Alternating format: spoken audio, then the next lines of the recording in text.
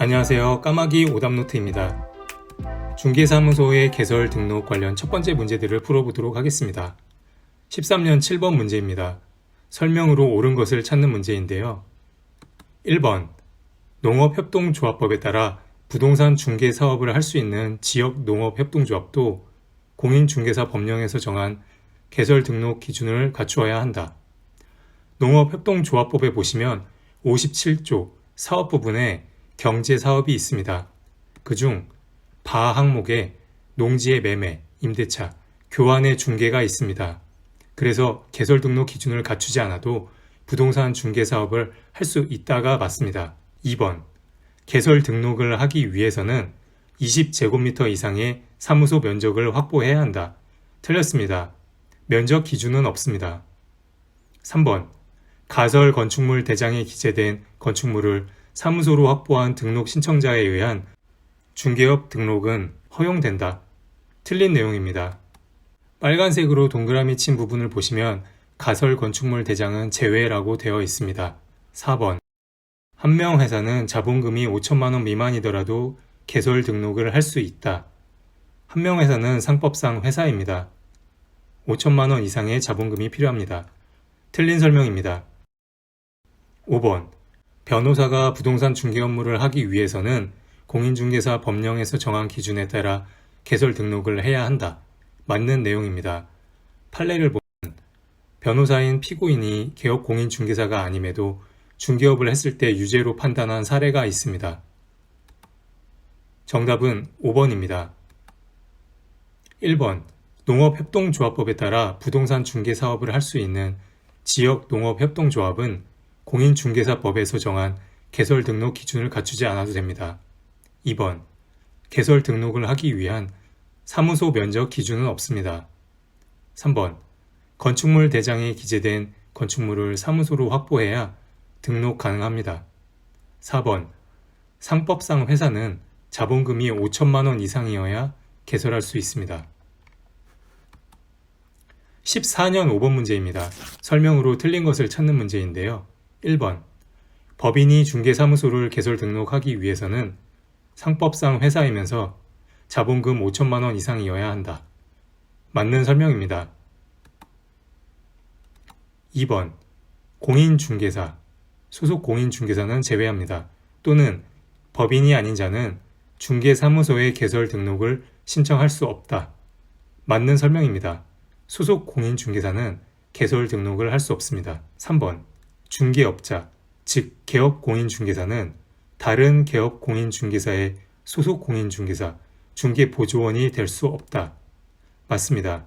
중개사법에 따라서 개업공인중개사 등은 다른 개업공인중개사의 소속 공인중개사, 중개보조원, 개업공인중개사인 법인의 사원, 임원이 될 수 없습니다. 4번 폐업신고 후 1년 이내에 중개사무소에 개설 등록을 다시 신청하려는 공인중개사는 실무교육을 받지 않아도 된다. 맞습니다. 5번 등록관청이 중개사무소 등록증을 교부한 때에는 이 사실을 다음 달 10일까지 국토교통부 장관에게 통보해야 한다. 틀린 설명입니다. 국토교통부 장관이 아니라 공인중개사협회에 통보하여야 합니다. 14년 5번 문제의 정답은 5번입니다. 등록관청이 중개사무소 등록증을 교부한 때에는 다음 달 10일까지 공인중개사협회에 통보해야 합니다. 15년 4번 문제입니다. 옳은 것을 모두 골라보겠습니다. 기업, 상법상 회사로서 자본금이 5천만 원 이상일 것. 맞습니다. 니은, 대표자는 공인중개사일 것. 맞습니다. 디귿, 대표자를 포함한 임원 또는 사원의 3분의 1 이상이 공인중개사일 것. 얼핏 보면 맞는 내용인 것 같지만 대표자를 포함한 이라는 내용이 제외한으로 바뀌어야 합니다. 틀린 설명입니다. 대표자는 외로운 사람이니까 대표자를 제외하고로 기억하시면 되겠습니다. 리을, 법인의 대표자, 임원 또는 사원의 3분의 1 이상이 실무 교육을 받았을 것. 틀린 설명입니다. 위에 3분의 1 이상은 공인중개사일 것에서 3분의 1이 헷갈릴 수 있는데요. 실무교육은 전원이 받아야 합니다. 15년 4번 정답은 2번 기억 니은입니다. 대표자를 제외한 3분의 1이 공인중개사여야 하고 실무교육은 전원이 받아야 합니다. 16년 4번입니다. 옳은 것을 고르는 문제입니다.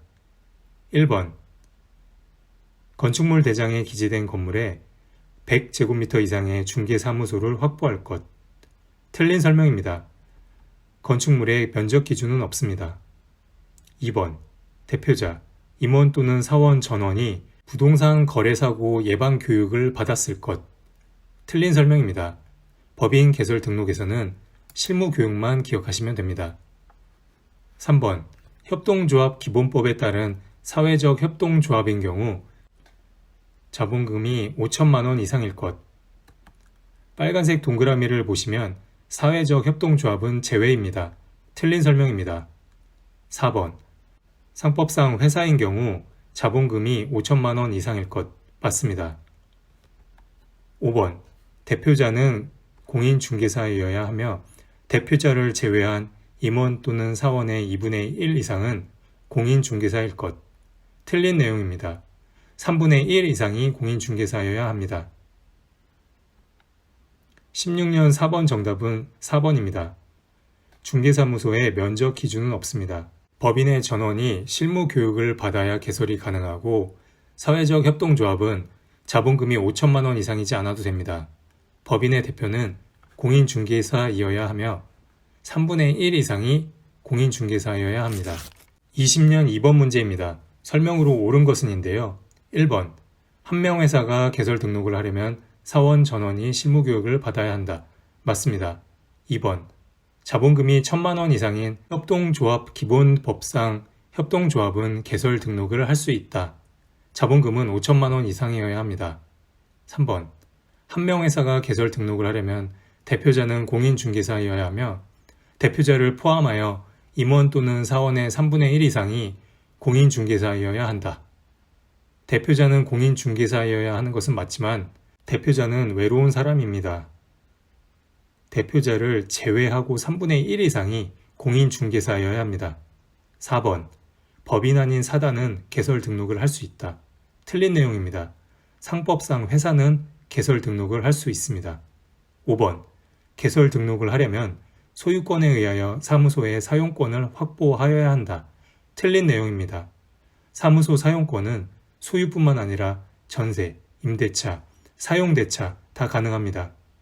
정답은 1번 실무교육은 전원이 받는 게 맞습니다. 다음 문제를 풀기 전에 간단히 개설 등록이 불가한 자들에 대해서 알아보도록 하겠습니다. 1. 미성년자 2. 피성년 후견인, 피한정 후견인 3. 파산 선고를 받고 복권되지 않은 자 4. 금고 이상의 실형 선고를 받고 집행이 종료되거나 면제된 날로부터 3년이 지나지 않은 자 5. 금고 이상의 형의 집행유예 기간에 있는 자 6. 공인중개사 자격 취소 3년이 지나지 않은 자 7. 공인중개사 자격 정지 기간에 있는 자 8번은 그냥 지나가겠습니다. 9. 업무정지 처분 후 폐업하였음에도 정지 기간이 지나지 않은 자 10번도 그냥 지나가겠습니다. 11. 중개사법 위반 300만 원 벌금 이상 받고 3년이 지나지 않은 자 12.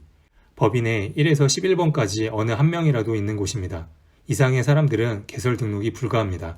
21년 9번 옳은 것을 모두 고르는 문제입니다. 기억 피특정 후견인은 중개사무소에 등록을 할 수 없다. 개설 등록이 불가한 것은 피성년, 피한정 후견인입니다.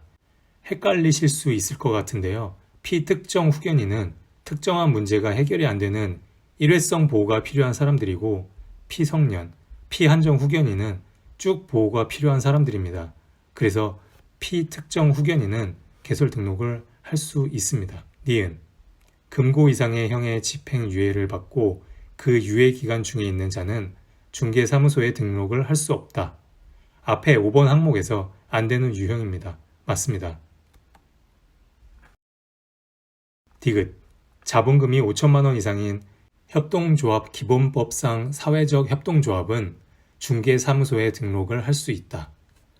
빨간 동그라미를 보시면 협동조합 중 사회적 협동조합은 제외합니다. 사회적 협동조합은 등록을 할 수 없습니다. 2021년 9번 문제의 정답은 2번 니은입니다.